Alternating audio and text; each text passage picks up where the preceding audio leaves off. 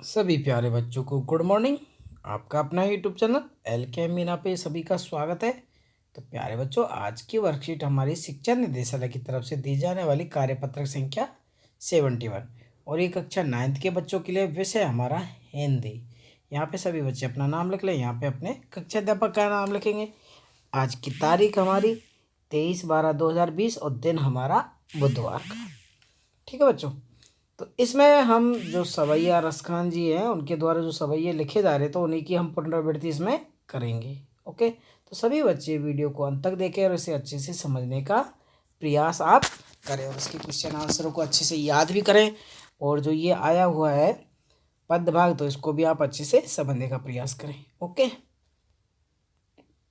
परिचय कि प्रस्तुत सवैये में रसखान जी ने गोपियों का श्री कृष्ण के प्रति प्रेम व्यक्त किया, जिसमें गोपियाँ कृष्ण के प्रत्येक वस्तु से बहुत प्यार करती है। तो आपको पता ही है कि श्री कृष्ण भगवान इतने प्यारे थे कि सारी गोपियाँ उन्हें उनकी कोई भी एक एक अंग एक एक वस्तु से बहुत ही ज़्यादा वो प्यार करती हैं। देखो, शुरू करते हैं ऐसे सवैया को।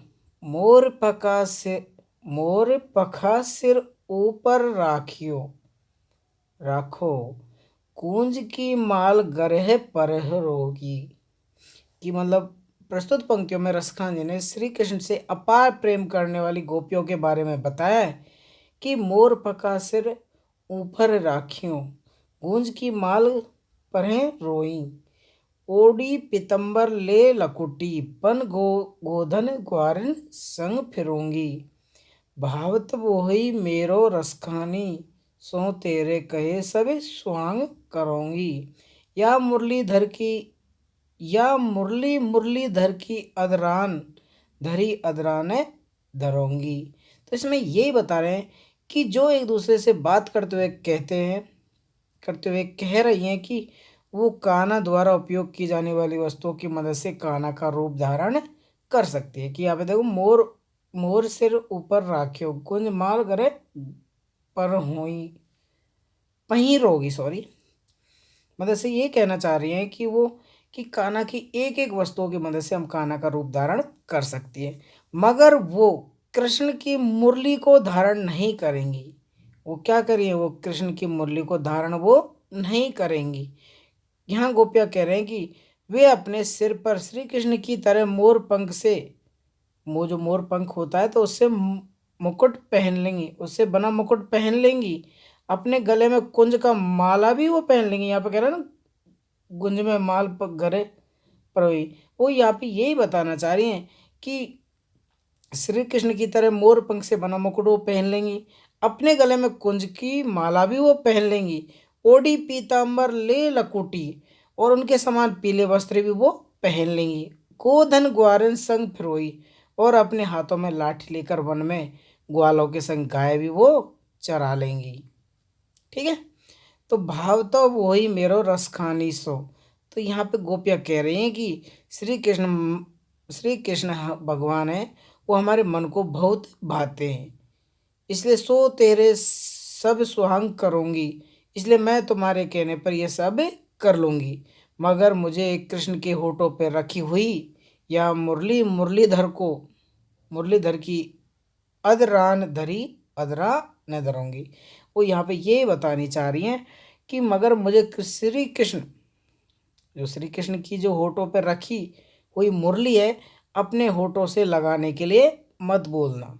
यहाँ पे रसखान जी यही बताना चाह रहे हैं कि उन्हें भाई श्री कृष्ण से इतना प्यार है, वो सब कुछ कर लेंगी, मोर मुकुट कर लेंगी, गले में उसकी कुंज की माला भी वो पहन लेंगी, पीले वस्त्र भी वो ओढ़ लेंगी, और ग्वालों के संग वो गाय चरा लेंगी, लेकिन उनके मन को सिर्फ कौन भाता है, श्री कृष्ण ही भाता है। और वो मुरली जो श्री कृष्ण अपने होठों से बजाते थे, तो उस मुरली को होठों से लगाने के लिए वो नहीं, भाई वो उसको नहीं लगाएंगे, क्योंकि इसी मुरली की वजह से श्री कृष्ण हमसे दूर हुए। वो अपने आप को किससे मानते हैं, ये जो मुरली यहाँ पे बजी हुई है इसको बजाते थे, इसी की वजह से वो दूर हुए। गोपियों की लगता है कि श्री कृष्ण मुरली से बहुत प्रेम करते थे और उसे हमेशा अपने होठों पे लगाए रहते, इसलिए वो मुरली को अपनी सौतन और सौत की तरह देखती है।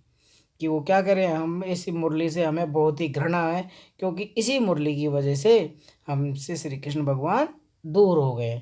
तो यहाँ पे यही उनकी वियोग की स्थिति बताई जा रही है कि कैसे उनको श्री कृष्ण छोड़ के चले गए थे और उसके वियोग में वो तड़प रही हैं और वो श्री कृष्ण की हर वस्तु से प्यार करती हैं, लेकिन वो मुरली से प्यार नहीं करती।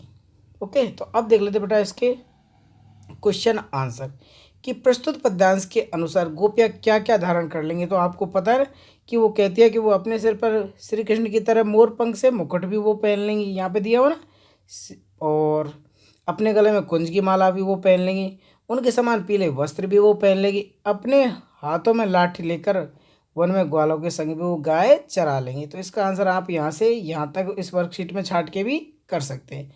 गोपी मुरली को अपने होठों पर क्यों नहीं रखना चाहती, क्योंकि यहाँ पे ये रहा इसका क्वेश्चन।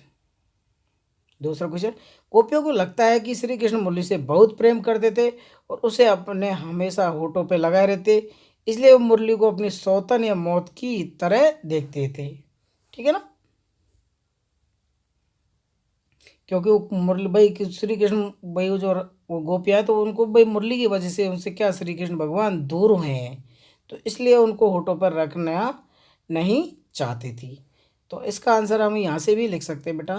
ठीक है, यहाँ का, क्योंकि उनको लगता था कि इसी मुरली की वजह से श्री कृष्ण भगवान हमसे दूर हुए हैं। ओके, तो इस तरह से आप इस पद्यांश में भी इसके आंसर छाट के लिख सकते हैं। जिस पंक्ति में कवि रसखान जी का नाम आया वो पंक्ति ये रही, देखो, भाव तो वही मेरो रसखानी सोत है।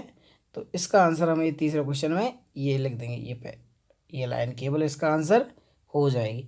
इन सवालों को पढ़कर आपको निम्नलिखित शब्दों के क्या अर्थ समझ आए, इन अर्थों का लिखिए। तो देखो बेटा, आपने इस वर्कशीट के माध्यम से भी इसके क्वेश्चन आंसर कर सकते हैं और मैं इनका लिखित में भी आपको बता देता हूँ। देख ले, प्रस्तुत पद्यांश के अनुसार गोपियाँ क्या क्या धारण करने को तैयार थी। के अनुसार गोपी मोरपंख, गले में कुंज की माला और पीले वस्त्र इत्यादि धारण करने को वो तैयार थी। गोपियाँ जो मुरली को अपने होठों पर क्यों नहीं रखना चाहती थी, तो इसका आंसर हम देखेंगे।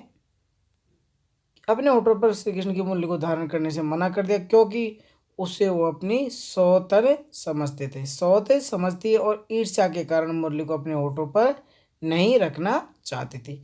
जिस पंक्ति में कवि रसखान जी का नाम आया तो चारों पंक्ति, तो उसमें से जो तीसरी पंक्ति है, तो देखो बेटा, ये तो भाई भाव तो वो ही मेरो रसखानी सो तेरे सो ही संग सुहानी, तो इस पंक्ति में ये आया, तो इसका तीसरे का आंसर हम ये लाइन इसमें लिख देंगे। अब देख लेते हैं चौथे क्वेश्चन के, हमें इसके शब्दार्थ, भाई जो शब्दार्थ आए उनके अर्थ हमें समझने हैं। ओके, तो इस शब्दार्थों के अर्थ है, ग्वारन मतलब होता है गायों को चराने वाली, भाव तो मतलब अच्छा लगना, वही मतलब श्री कृष्ण के लिए यहाँ पे इशारा किया, वही वही मतलब अर्थात श्री कृष्ण। स्वांग मतलब रूप धारण करना या कार्य करना। ओके बेटा, और हमारा मुरलीधर मुरली को धारण करने वाला अर्थात श्री कृष्ण भगवान।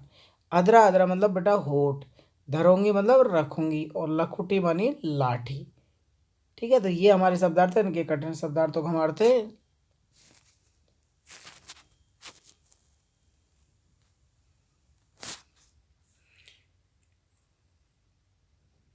लिख लेंगे। ओके बेटा, तो ये तीसरे क्वेश्चन का आंसर यहाँ पे दिया हुआ है, ये चौथे क्वेश्चन का आंसर हमारा हो गया, ये दूसरे का हो गया, और ये हमारे पहले क्वेश्चन का आंसर हो गया। तो इस तरह आप इस वर्कशीट को कंप्लीट करेंगे, इस तरह आप इस वर्कशीट के चारों क्वेश्चनों को कंप्लीट करेंगे और उसके शब्दार्थों को अच्छे से समझेंगे। ठीक है, और बाकी जो ये शब्दार्थ के अर्थ रह गए इनको आप सम कर लें। ठीक है बेटा, टेक केयर, बाय बाय। और बेटा अपना अच्छे से ख्याल रखें, वीडियो को लाइक और चैनल को सब्सक्राइब जरूर करें। Thank you.